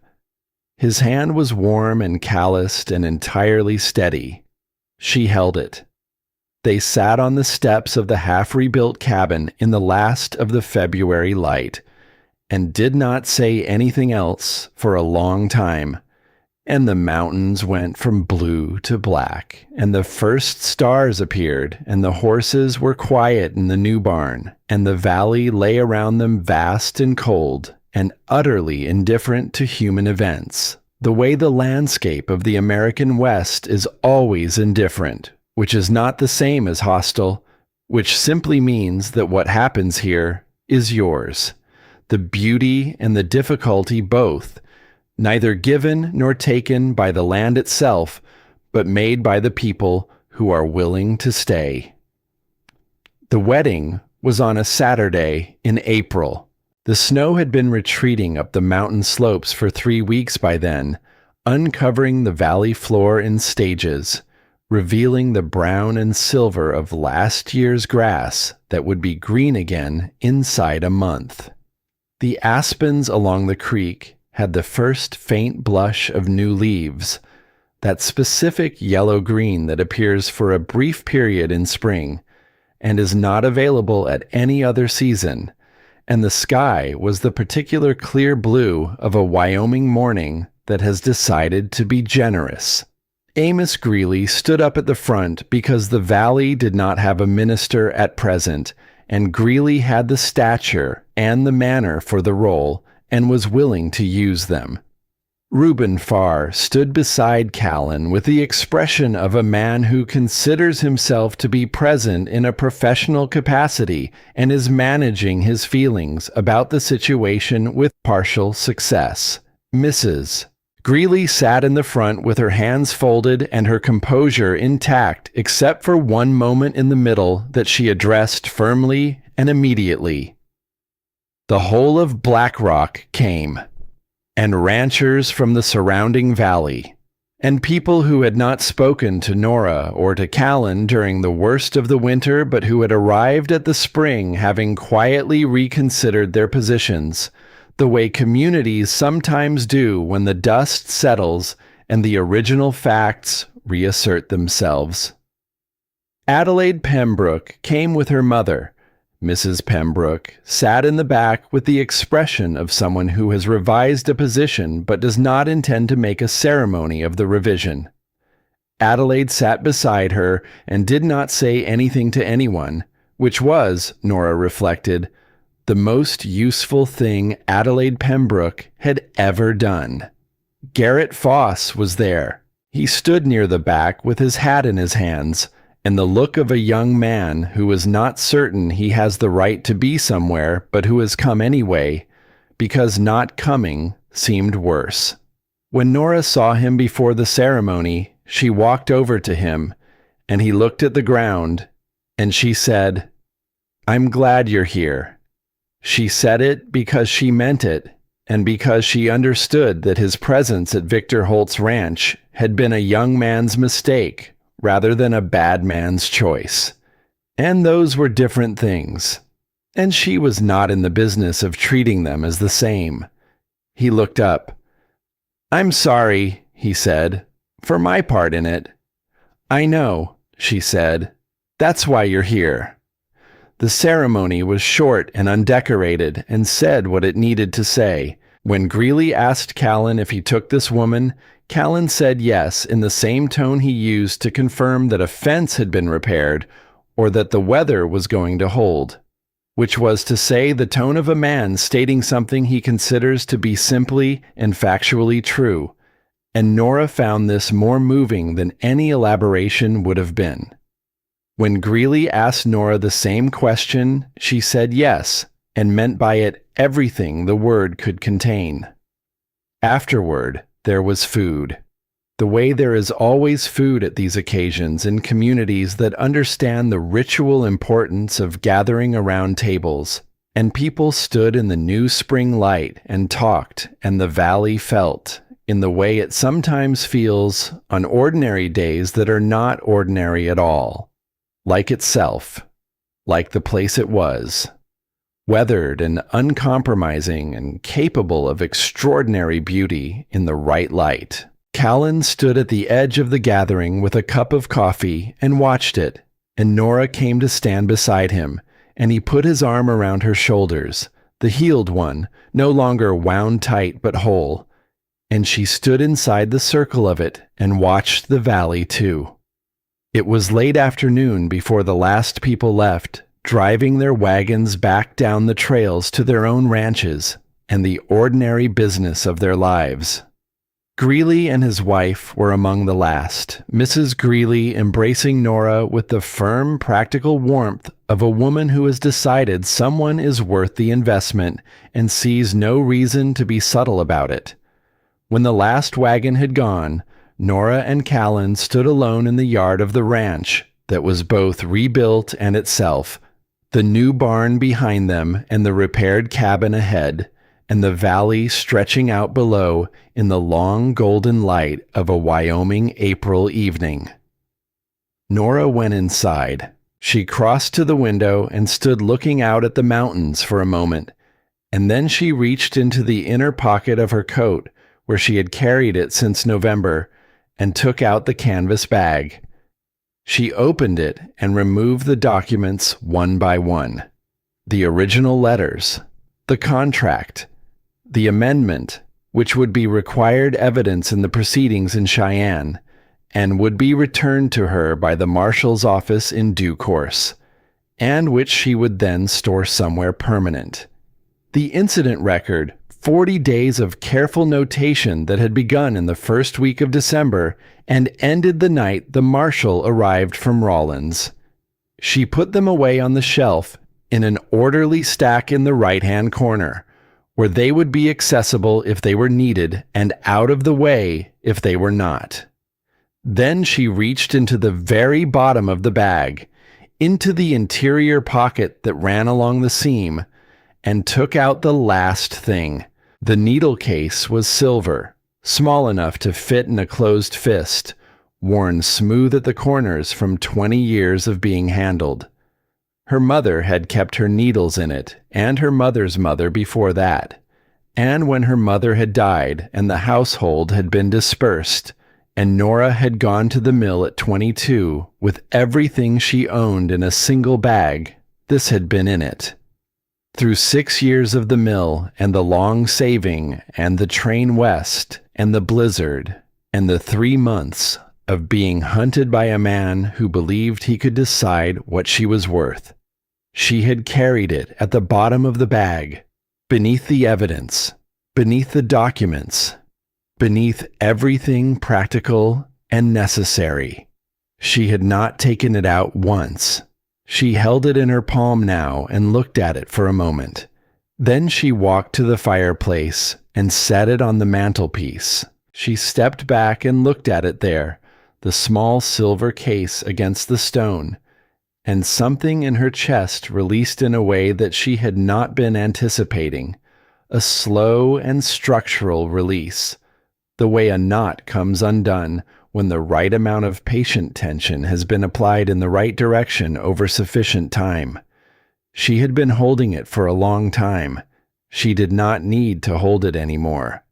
She was still standing in front of the fireplace when she heard Callan come in behind her, the familiar sound of his boots and the door and the coat on the peg. She heard him stop when he saw her standing still. "Nora."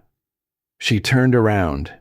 He was looking at her with the direct and unhurried attention he gave to things that mattered. "I'm all right," she said. He crossed the room and looked at what she had set on the mantelpiece and was quiet for a moment, understanding, the way he had always understood, the things she did not fully explain, the logic of them, what they meant in the larger account of her life. Then he looked at her. She stepped toward him and he met her halfway, and when he put his arms around her, she felt the full solidity of him, the realness of this place and this person and this life that she had not planned and had not been promised, but had arrived at anyway through the long accumulation of every choice she had made in the direction of survival and truth. She rested her forehead against his shoulder. Outside, the last of the April light was leaving the valley in the slow and gorgeous way it leaves when it is not in any particular hurry. The mountains going from gold to rose to the deep, settled blue of an evening that intends to be clear. A hawk crossed the sky above the south pasture, riding something invisible upward until it was very small and then invisible itself against the dark. After a while, Nora turned toward the window. The mountains were fully dark now, the stars beginning their appearance one by one, with the unhurried patience of things that have been doing this for a long time and expect to continue. The valley below was silver dark and still, and the snow on the high peaks caught what remained of the light and held it. She had looked at darkness like this in November and seen only what it threatened. She looked at it now and saw something different. Not safety, exactly. Wyoming was not a place that offered safety in the unconditional way that word sometimes implies, and she would not have trusted it if it did. The fence would be cut again someday, by weather, if not by malice. The cold would come back in November and try again to take what it could reach. The work was not finished and would not be finished, because the kind of life being built here was the kind that requires continuous building, not because it is fragile, but because it is alive, and alive things grow, and growing things require tending. She knew this. She was not afraid of it. She stood at the window of her home, in the valley she had arrived at, half frozen and empty-handed, and looked out at the dark and felt, for the first time in longer than she could accurately measure, the specific and irreplaceable sensation of standing on ground that was hers. Not because anyone had given it to her, because she had walked through a blizzard and kept her evidence and stood her ground and refused, at each moment when refusing was the harder choice, to become what circumstance was trying to make her. Behind her, the fire was going. The silver needle case sat on the mantelpiece. The documents were on the shelf. The barn stood in the dark outside, its new timber smelling still of fresh-cut wood, its slate roof holding against whatever the sky chose to send.